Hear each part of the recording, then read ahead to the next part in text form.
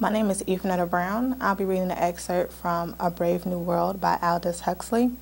It was banned because it has elements of drug use and sexual content and themes of racism throughout.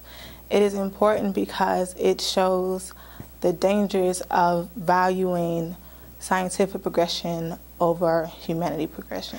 Outside, in the garden, it was playtime. Naked in the warm June sunshine, 600 or 700 little boys and girls were running with shrill yells over the lawns, or playing ball games, or squatting silently in twos and threes among the flowering shrubs. The roses were in bloom.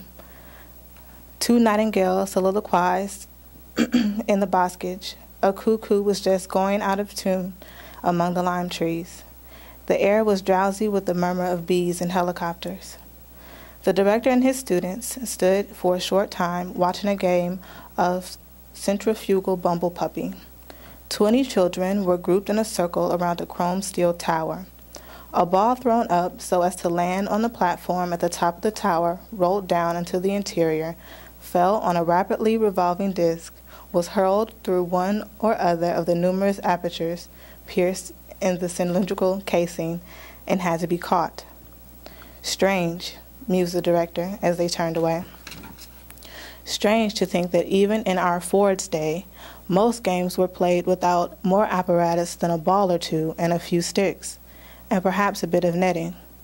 Imagine the folly of allowing people to play elaborate games which do nothing whatever to increase consumption. It's madness.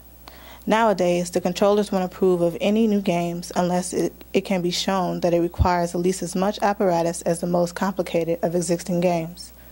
He interrupted himself. There's a charming little group, he said, pointing. In a little grassy bay between tall clumps of Mediterranean heather, two children, a little boy about 7 and a little girl who might have been a year older, were playing, very gravely and with all focused attention of scientists intent on a labor of discovery, a rudimentary sexual game. Charming, charming, the DHC repeated sentimentally.